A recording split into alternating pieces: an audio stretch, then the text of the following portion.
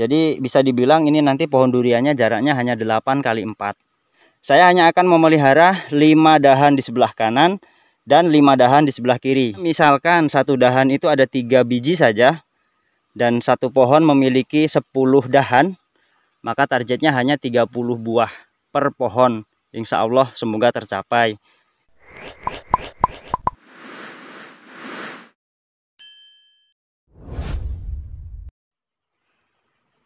Assalamualaikum warahmatullahi wabarakatuh.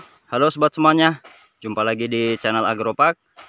Hari ini sobat, saya sedang berada di kebun yang tempo hari pernah saya upload ya. Waktu itu kondisinya masih hutan belantara. Hari ini sudah selesai penebangan kayu-kayunya sobat, makanya saya kesini meninjau langsung, lihat kondisinya, dan alhamdulillah pekerjaannya memuaskan. Semua kayu-kayunya sudah tumbang. Ini sobat, luas lokasinya kurang lebih ya setengah hektar lah.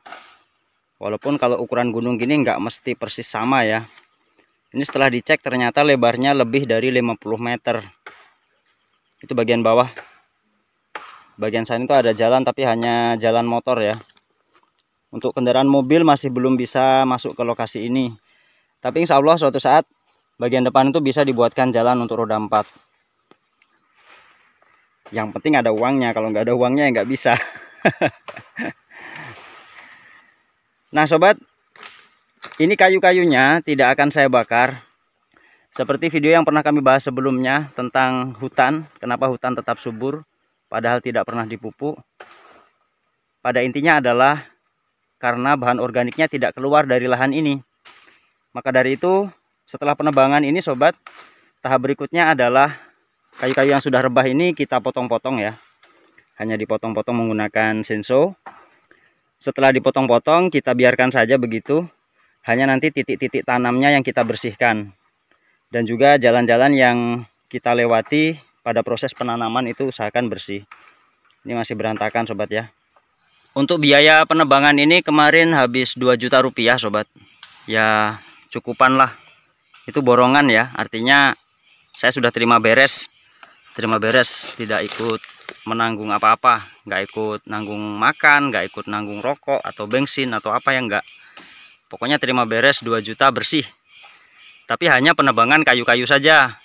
Dan nanti untuk pemotongan, untuk dicincang ya, yang saya bilang tadi dipotong-potong, itu lain lagi. Ya kurang lebih 1 juta cukup lah.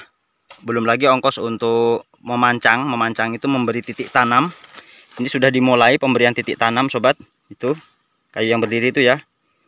Ini jaraknya 8 meter. Ke samping juga 8 meter. Itu ada teman yang kerja di sana. Itu biayanya lain lagi sobat. Mulai dari pemancangan, ini istilahnya pemancangan ya.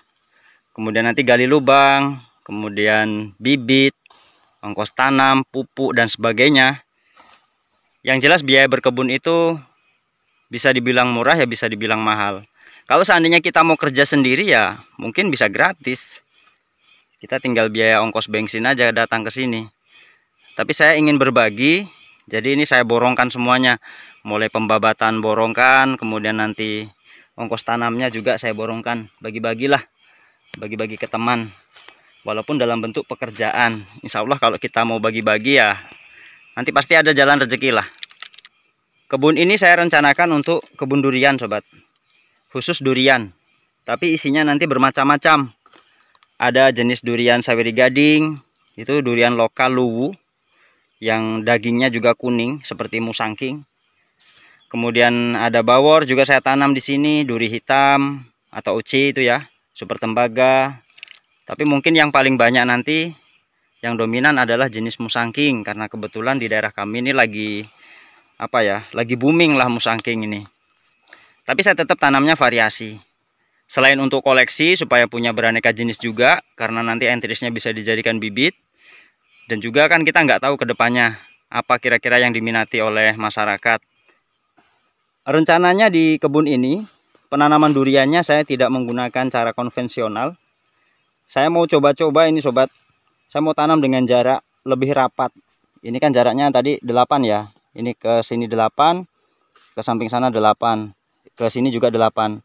Nah nanti di mata limanya Di pertengahan itu masih ada satu lagi. Jadi bisa dibilang ini nanti pohon duriannya jaraknya hanya 8 kali 4.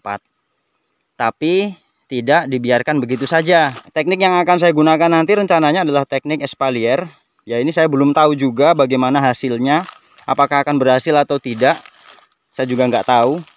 Tapi kalau nggak ada yang coba juga nggak akan ada yang tahu kan. Jadi biarlah saya yang mengawali untuk mencoba ini. Insya Allah untuk Indonesia, teknik espalier pada tanaman durian, insya Allah kebun ini yang akan mencoba pertama kali. Karena setahu saya, yang lain belum ada yang coba. Maksudnya espalier bagaimana? Nah, ini sobat saya jelaskan singkat. Di sana itu kan arah timur ya. Arah timur. Jadi arah terbitnya matahari dari sana. Nanti pohon itu, misalkan ini titik tanam ya. Nah, ini.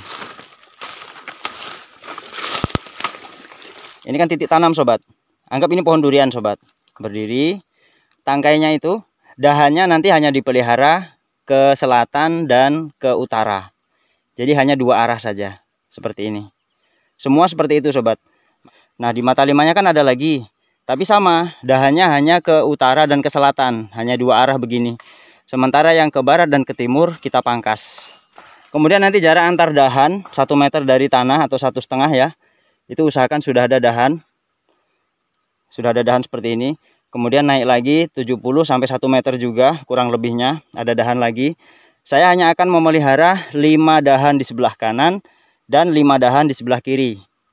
Dengan konsep hitungannya misalkan satu dahan itu ada 3 biji saja dan satu pohon memiliki 10 dahan, maka targetnya hanya 30 buah per pohon. Insya Allah semoga tercapai karena ini masih rencana. Tapi segala sesuatunya itu sobat memang perlu direncanakan. Kalau nggak direncanakan dengan baik, ya jangankan yang tidak direncanakan ya.